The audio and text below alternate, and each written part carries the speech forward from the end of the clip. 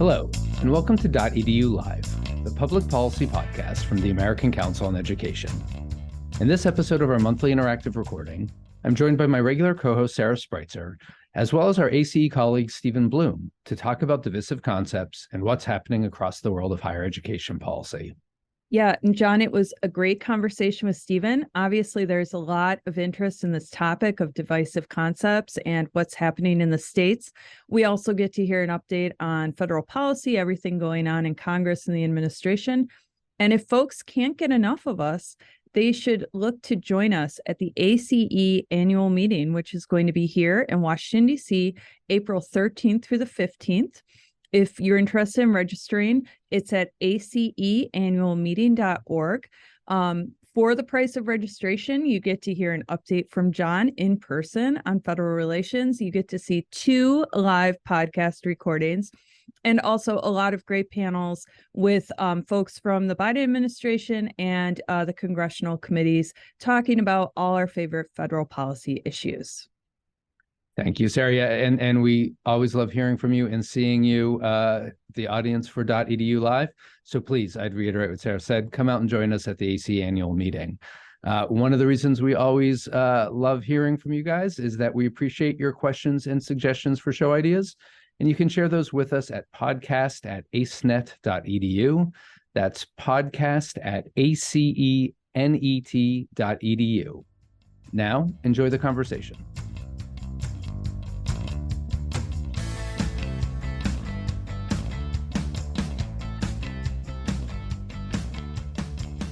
Welcome again to the March edition of the Public Policy Pop-Up. I am your host, John Fansmith, Senior Vice President for Government Relations here at ACE. Joining me today is my regular co-host, Sarah Spreitzer. And we have submitted this as, put this out there as a question and answer session. And Sarah and I are going to be dealing with a lot of questions that you've submitted. And thank you again for all of you who did submit those questions in advance. But before we get to those questions, we have another guest. We're lucky to be joined by our colleague, Stephen Bloom, an assistant vice president here at the American Council on Education, works with us in government relations. Stephen is joining us today to talk about work that AC has been doing on what we're calling internally divisive concepts, issues that I'm sure will be familiar to all of you that have been of growing concern on campuses across the country. So Sarah, and especially you, Stephen, welcome to the pop-up. Hi, John. Hi, Stephen. Good afternoon, everyone. So glad to be here. Now, Stephen, I introduced you. You're going to talk about divisive concepts. Maybe it would be helpful for people to just define what we mean when we talk about divisive concepts and a little bit of the background as to why we're talking about them. Sure. And, you see around the country in a number of states, state legislators and governors have been taking, executive actions to sort of restrict or limit the kind of teaching really started in K-12, but now is migrating towards higher ed on a range of topics that concern like race and gender, American history, and LGBTQ identities, and even DEI, diversity, equity, inclusion efforts on campuses and in K-12 institutions and even in state institutions. And so it's a trend that we've seen for the last couple of years, and you may be aware that ACE put out a resource guide in late February, co-authored with PEN America. PEN America is a long-standing organization that defends the free speech rights of writers. The resource guide has a number of components to it. One is just sort of kind of an overview of this trend that I was talking about a minute that John, sort of set up, that what we've been seeing going on in states the last several years. Then it discusses sort of longstanding kind of principles and statements around academic freedom. The American Association of University Professors, AAUP, their 1915 and 1941 wrote sort of very important statements about academic freedom and tenure, and then more recent examples of where institutions have, like the Chicago Principles, staking out the importance of academic freedom. And then it includes a discussion of the findings of the public opinion research. It includes a number of tools and strategies that the campus leaders and their stakeholders, if they want, can use to engage with elected officials in their states or the media. It has, set of talking points. It has set of Q&A strategies for crafting op-ed pieces. We're engaging with the media, as well as a couple of addendums that are some bills that have been enacted that are kind of examples of what we're talking about, and a summary of the document, which is, I guess it's about 15 pages long. It's a 2-page summary that if campus leaders want to distribute it to their stakeholders, they can do that. There are pieces of the resource guide that that are really, we think, hopefully are valuable to our institutions and folks on campus, because we recognize it's a challenging environment. I mean, in fact, the resource guide talks about defending, or its title is, defending academic freedom and institutional autonomy in a challenging political environment. And we understand from talking to our members that it is very challenging, particularly, I'm sure, for public institutions in certain states where there have been, these kinds of efforts. The thing for you to keep in mind in terms of the way we're approaching it, we're really not focused on a particular state, but more on the trend. And we see this as a, very worrying, dangerous trend that has the potential to really threaten and undermine two basic bedrock principles of American higher education: autonomy from governmental intrusion and academic freedom. These are bedrock principles that have served higher education for decades, served us incredibly well and the students we graduate, and served as a magnet for the smartest students and scholars from around the world to come and study in the United States. So, Stephen, can I ask something? We're talking about the states mostly here, and where we've seen this. Do you see this moving to the federal level? Is this something AC, traditionally focuses on national advocacy, and particularly here in Washington, D.C.? So just curious, as you are looking at this, as you're looking at these trends, is this something we should be worrying about in terms of federal policy? Regrettably, yes.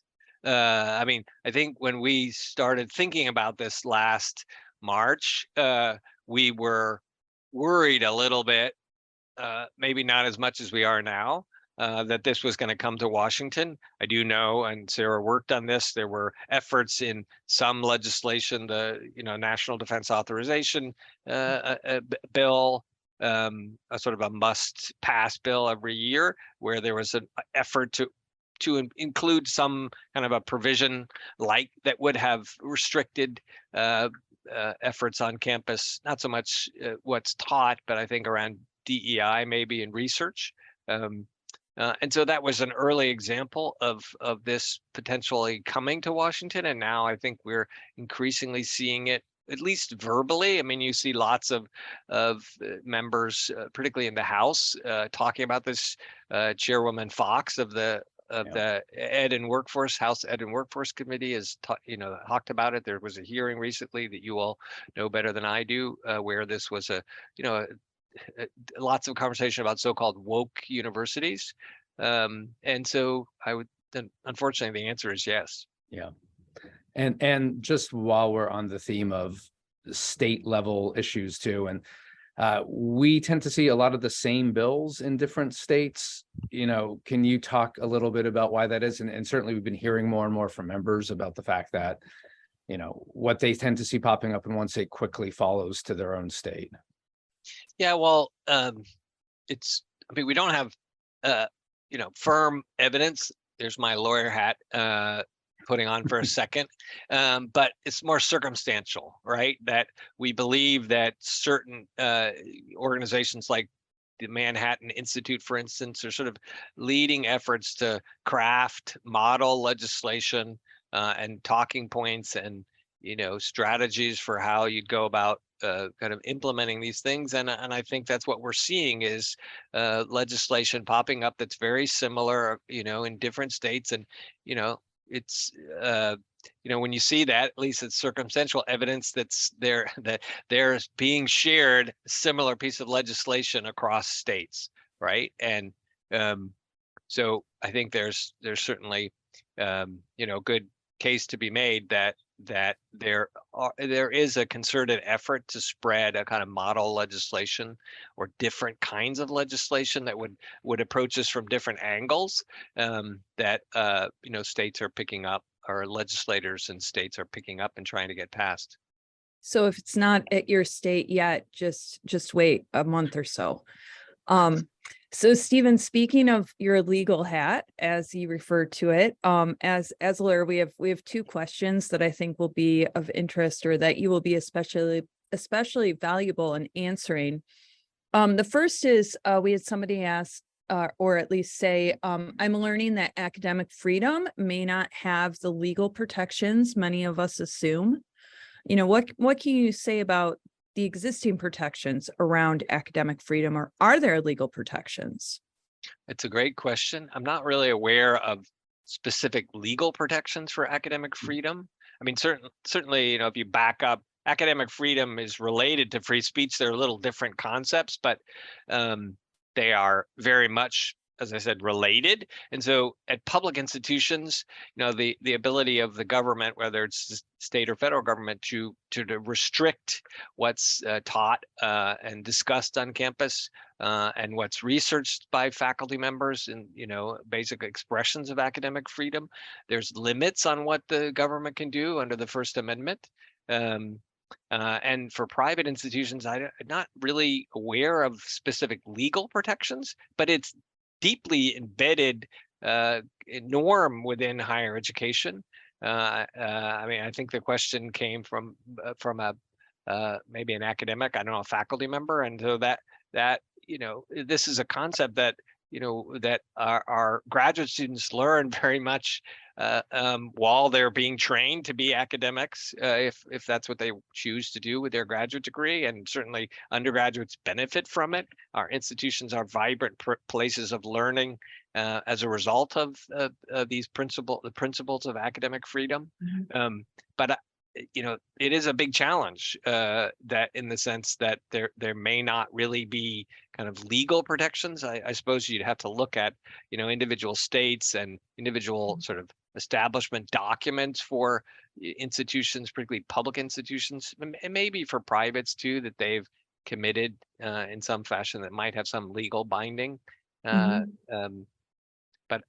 I guess that's as much as we know at this point.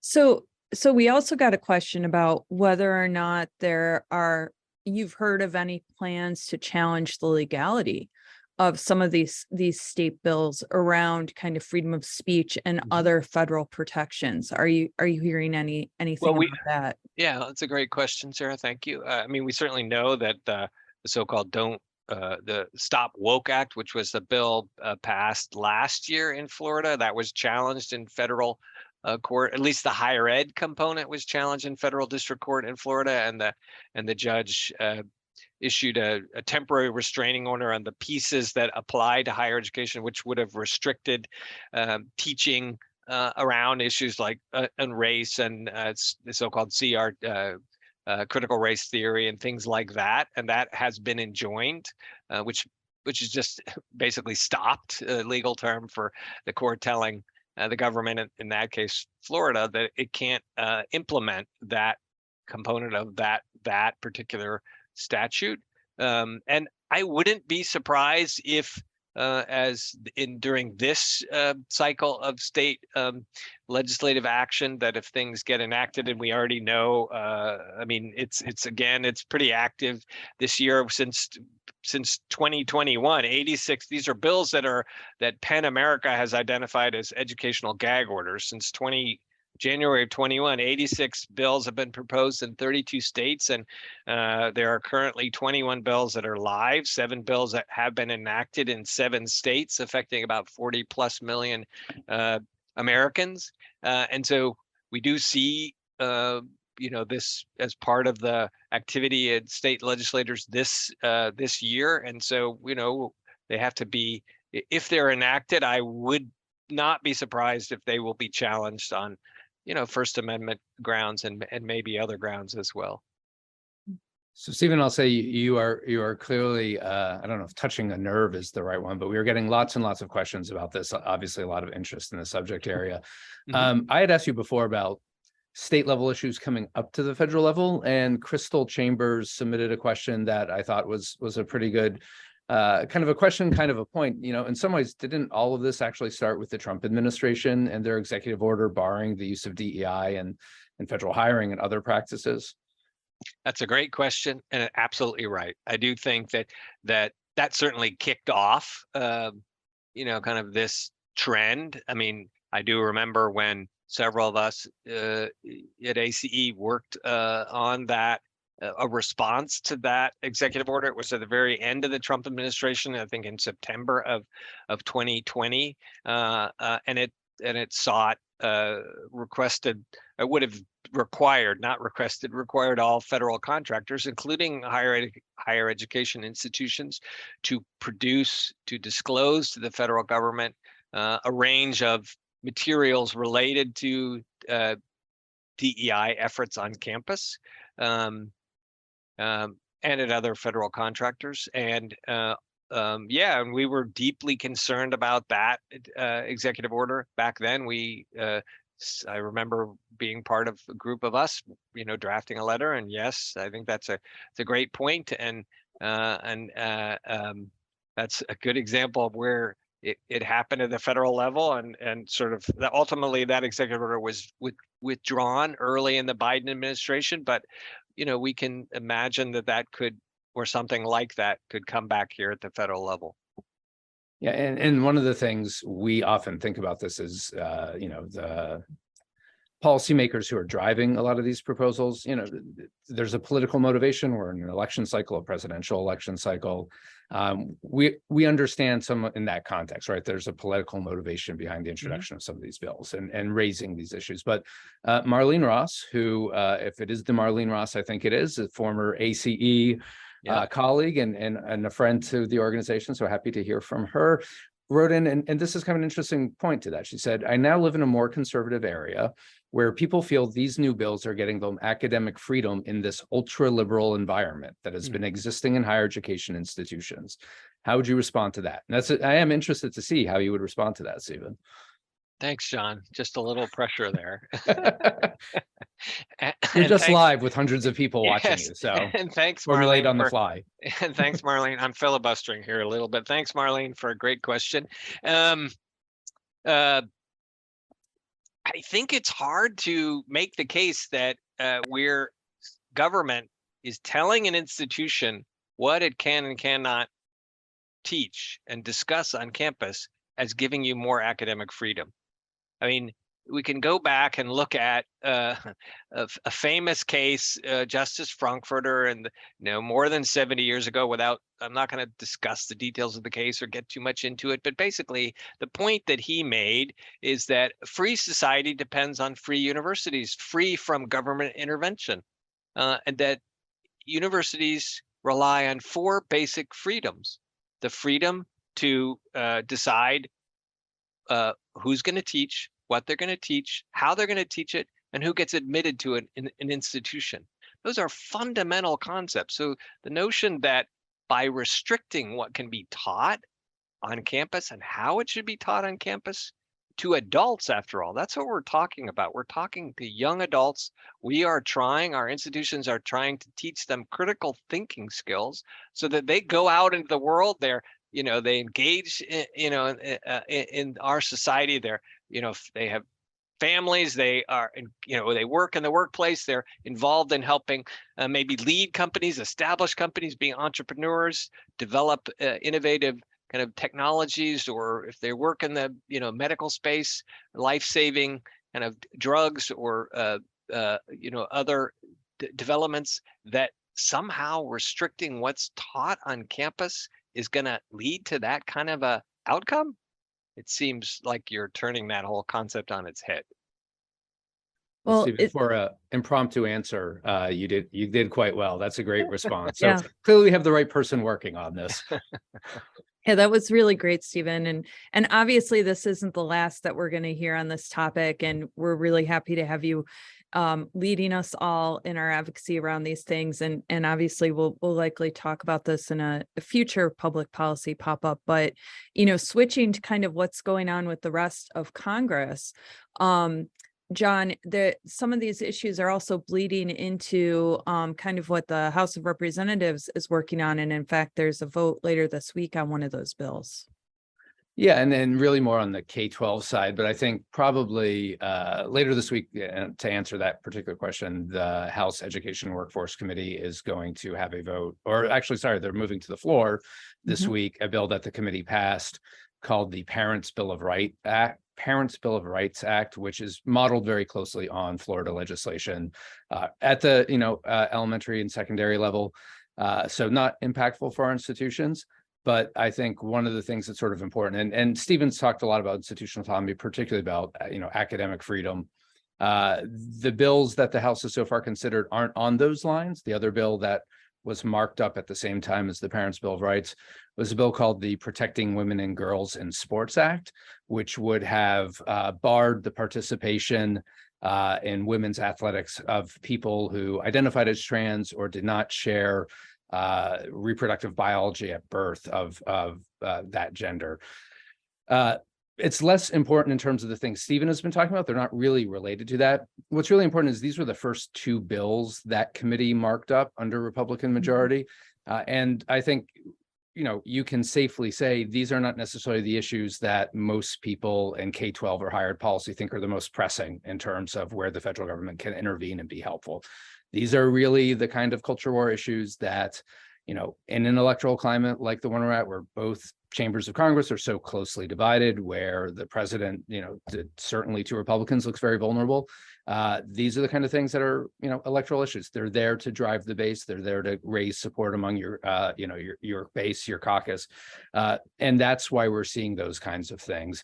It does, Stephen's point about coming to the federal level. We're not seeing it at the federal level in quite the same ways we're seeing at the state level, but the rhetoric is certainly ramping up, and we're seeing more efforts in that area coming up to Washington. Yeah, and the other big issue I think the House is gearing up to look at on that committee is the student loan forgiveness plan from the Biden administration. Obviously, they have a hearing on that later this week. But we also had some movement on the Senate side with our ranking member, Bill Cassidy from Louisiana. Do you want to give us an update on that, John? Yeah, I actually find this really interesting. So Senator Cassidy is the new ranking member on the Health, Education, Labor, and Pensions Committee. And it's not a surprise to anyone who's been following the Biden administration's loan forgiveness plan that it is very, very unpopular with Republicans on Capitol Hill. And Senator Cassidy is proposing sort of a novel way of getting rid of the loan forgiveness plan. Important to keep in mind, the Supreme Court has already heard oral arguments at the end of February. We're waiting for them to return a decision, which may kill the loan forgiveness plan to begin with. We'll see. That's probably likely in June, maybe July. We'll see that decision. But until that point, Senator Cassidy has proposed using something that's very rarely used. It's called the Congressional Review Act, and essentially allows Congress by simple majorities in each chamber to strike down regulations if they have been passed within a relatively recent period of time. Now, Republicans control the House. They are very strongly opposed to this. It seems likely that in the House, at least, this motion would pass. The Senate Democrats maintain the majority, but a very, very slim majority, 51 to 49 at this point.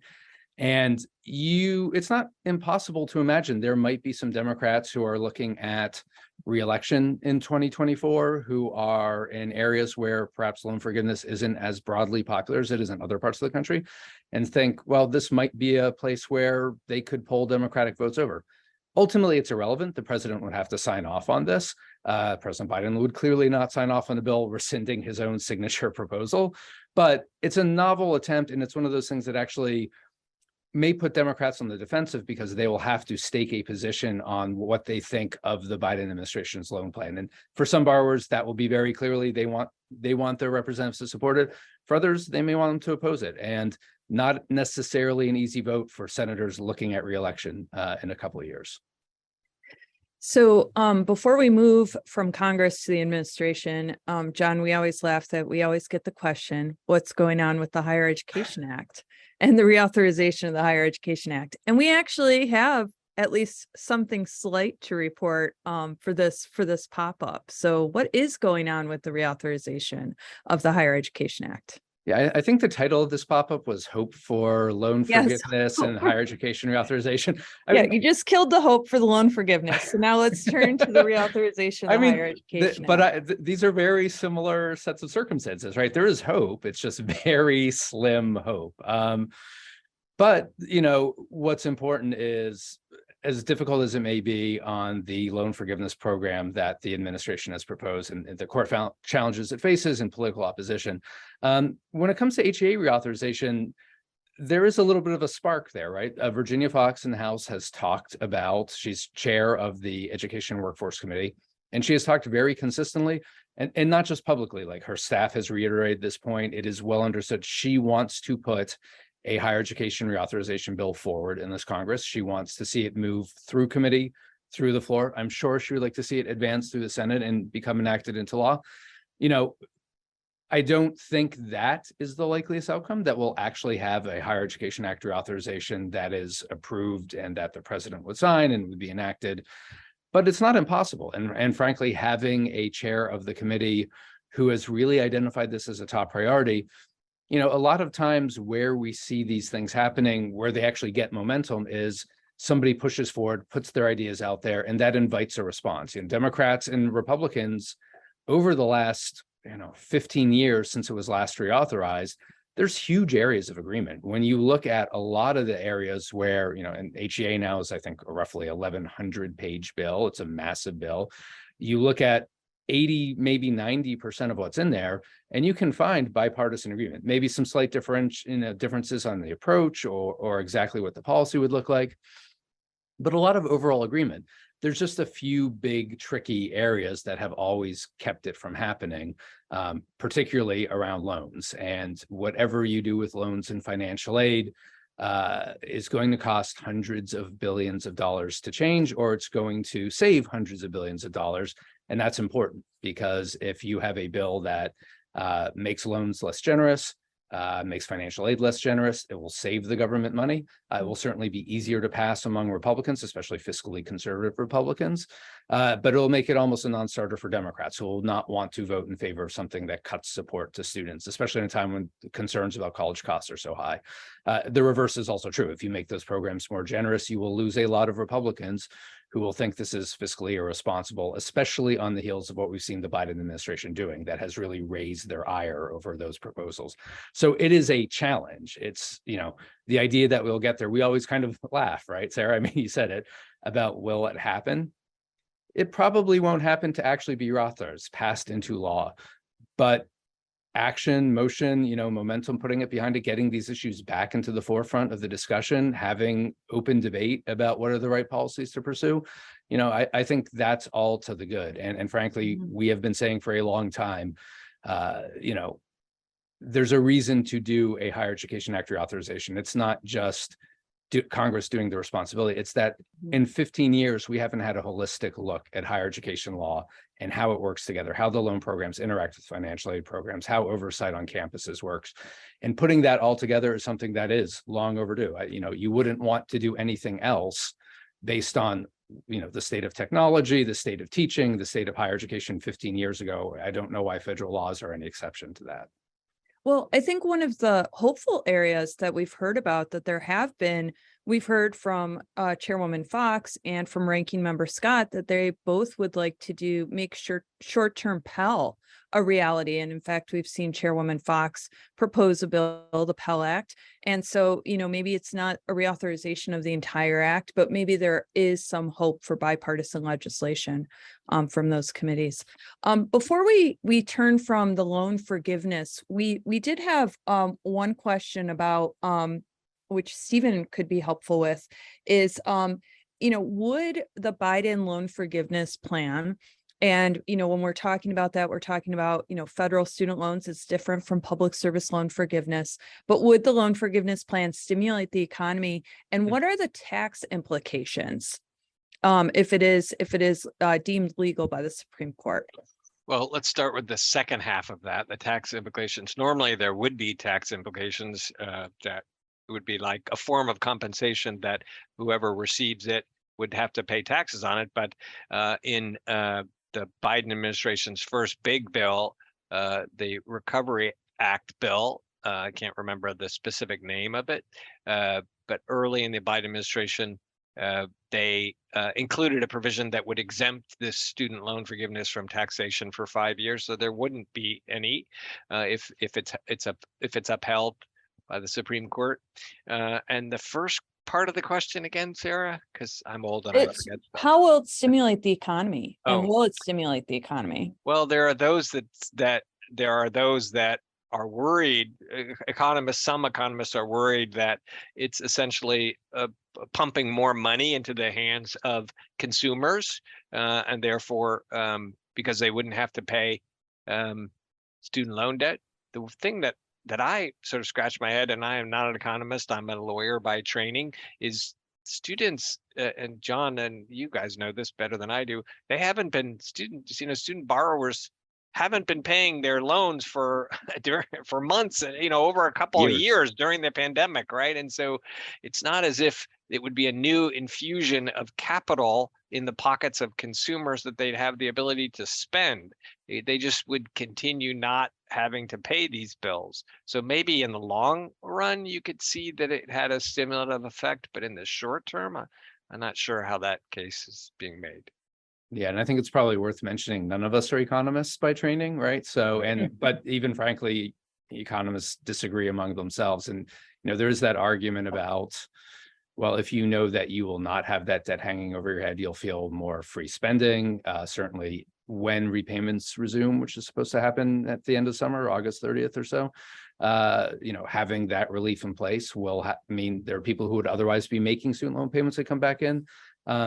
Certainly, there was some thought that the pause on repayment had an inflationary impact during the pandemic, and through that point that people had more money available to spend as a result of not having to make those payments. But again, I'm kind of with you. It seems harder to say that we're going to be over 3.5 years of non-payment other than voluntary repayment, that this is going to have a huge, inflationary impact beyond certainly many other things that are happening in our economy.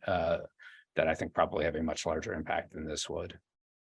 Well, go ahead, Stephen. No, go ahead, Sarah. Well, we also got a question about the public service loan forgiveness program, which obviously the Biden administration has been very active in making that as broad as possible, issuing waivers to allow more people to qualify for it. The question is, for those that are already on the path of public service loan forgiveness, and given the current political climate, do we believe that it will continue to be so generous or in the ways that the Biden administration is structuring it?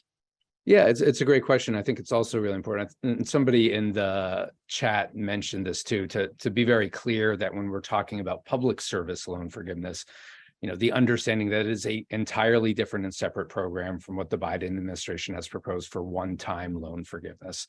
Biden administration has said you can get $10,000 or $20,000 of your loans forgiven if you are under a certain income threshold, and $20,000 if you received a Pell Grant at any point during your education. That's for everyone who meets those terms.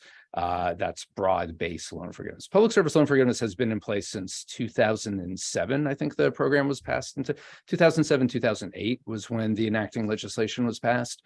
And this is a very different program. This is for people who are working in public service, generally defined as working for the government or working for a 501c3 nonprofit organization. And the basic premise of public service loan forgiveness has been you work for one of those entities for 10 years, you make on-time payments. After those 10 years, all of your debts are forgiven. So if you borrowed $40,000 to go through undergrad and grad school, after your 10 years of payments, you would see all of that balance wiped out. The Biden administration did something really interesting early on, well before they proposed broad-based loan forgiveness. They created a waiver program that for public service loan forgiveness applicants really made it a whole lot easier to access that benefit. For years, very few people, less than 1% of borrowers who applied for public service loan forgiveness actually received it, because for a variety of reasons, there's complications about you had to be in a specific loan program. You had to meet certain terms as to when the payments were made and who your employers were. It became very difficult to document. The Biden administration essentially opened that up and said, we're going to accept all sorts of different kinds of payments, including partial payments or multiple payments at one time. We're going to apply it across all of the federal loans. And it was hugely successful by that measure. They forgave about think 16 to 18 billion of student loans to hundreds of thousands of borrowers through that. But that was a limited time thing. They tied that to the public, to the emergency. What they did while they're doing that simultaneously is they are changing the regulations under which public service loan forgiveness is handled. And they have those in place. Those should be taking effect relatively. July 1st would be the effective date. They're making it easier for people to essentially bring some of the parts of the waiver over to how they handle it. So it will be easier going forward for borrowers to apply for that, to get that. Again, these are regulatory changes through the Biden administration. The question is about how secure that is. Well, how secure it is will depend on who wins the next presidential election. If it is a Democratic administration, these regulations will continue going forward. There might even be further tweaks to make them more borrower friendly. If you see a Republican administration, it is far more likely that that will go away. Republicans, particularly in the House, have proposed eliminating public service loan forgiveness. There is an argument to be made that why is one type of employment inherently more meritorious than another kind of employment? What are the rewards for it? I'm not going to get into the arguments around that or the debates around that, but Republicans are far more likely to strike down those provisions. Can't change the underlying statute, but you can make that flexibility, that ease that's been added, you can pull that back, and you're getting back, if you do that, into those times where less than 1% of borrowers are getting approved. It's very difficult to move through the process. So it is very much at risk, depending on what happens in 2024. Yeah, and I think we all remember the previous administration, it was less than 1% of the applicants were being approved. So we've kind of shifted towards the administration. And John, I know you and our colleague Ann Meehan have been very busy on something called TPS, which Stephen and I take to be a visa category, but you think of in a much different way, third-party servicers. What can you tell us about that?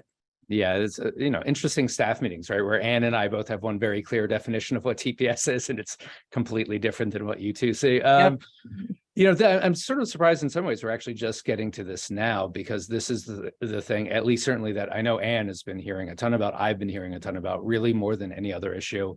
Not tons of time to go too deep on this, but essentially what's happening is that the Department of Education has long been concerned about the role of online program managers, or OPMs, in higher education.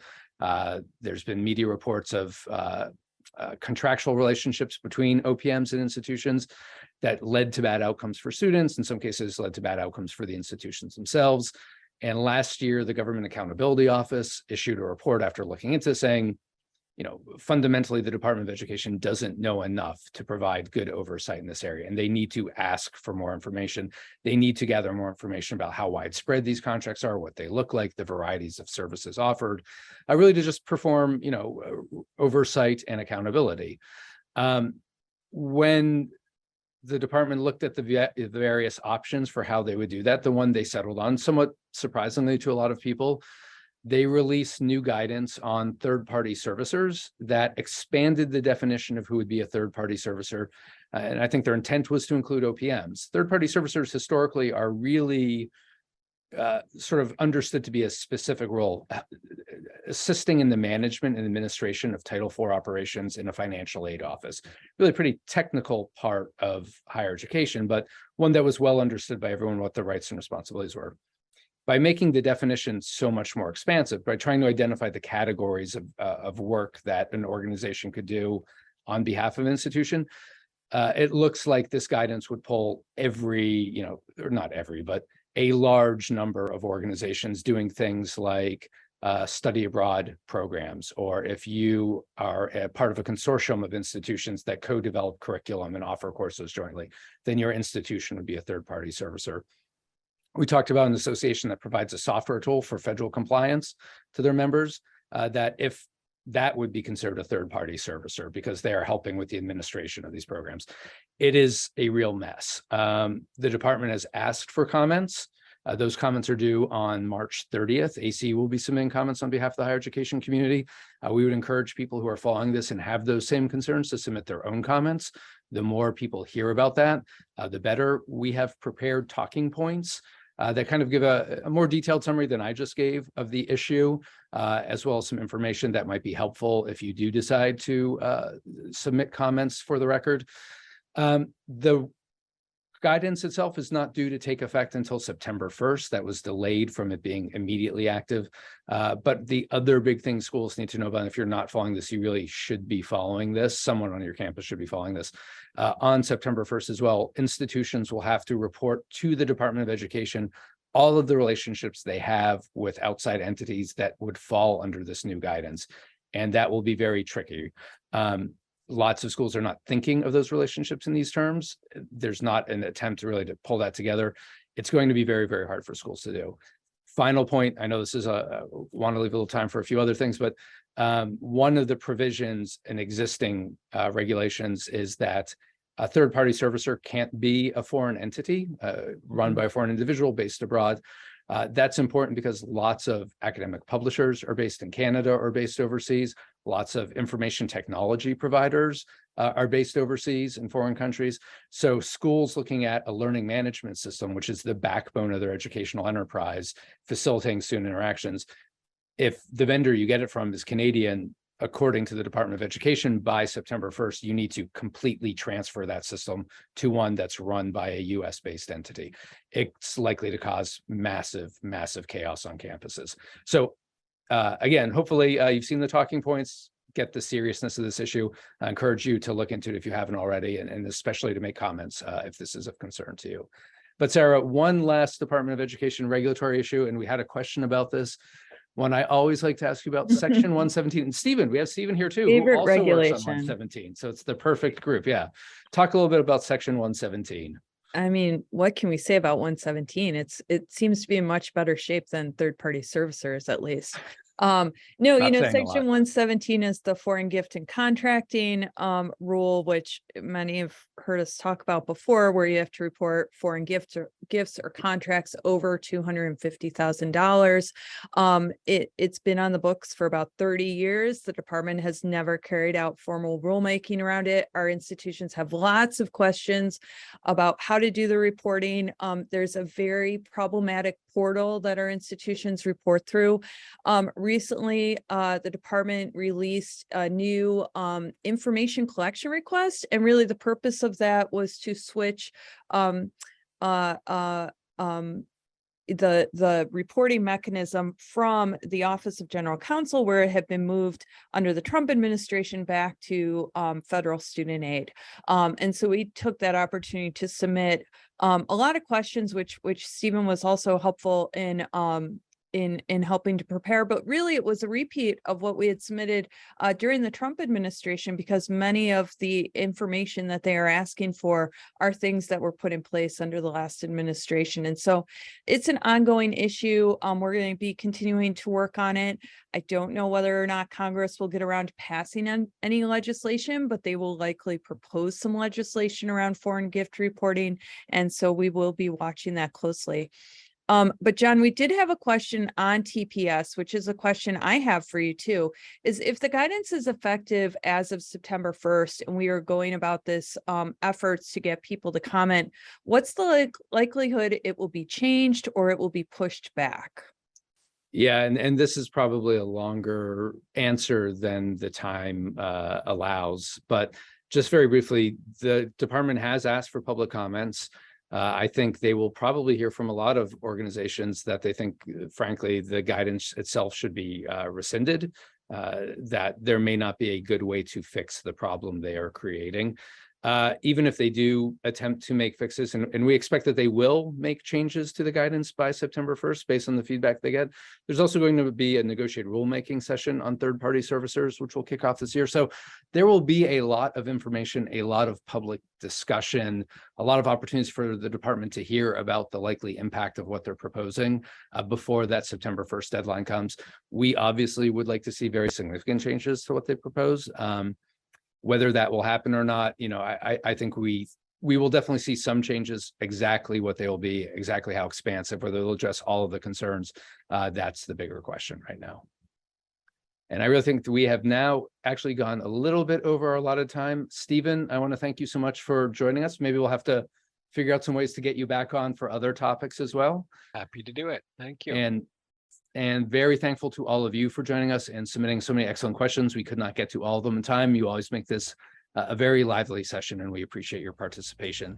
Have a great rest of your day, and thank you for joining us.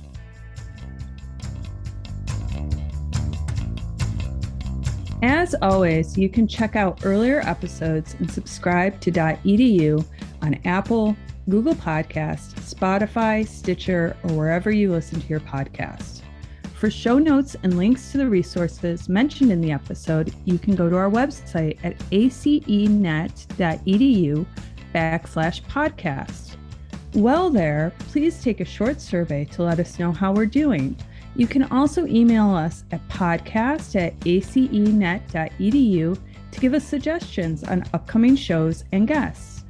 And finally, a very big thank you to the producers who helped pull this podcast together: Lori Arnston, Audrey Hamilton, Malcolm Moore, Anthony Trueheart, Rebecca Morris, Jack Nicholson, and Fatma Gom. They do an incredible job making this happen and making John, Mushtaq, and I sound as good as possible. Finally, thank you so much to all of you for listening.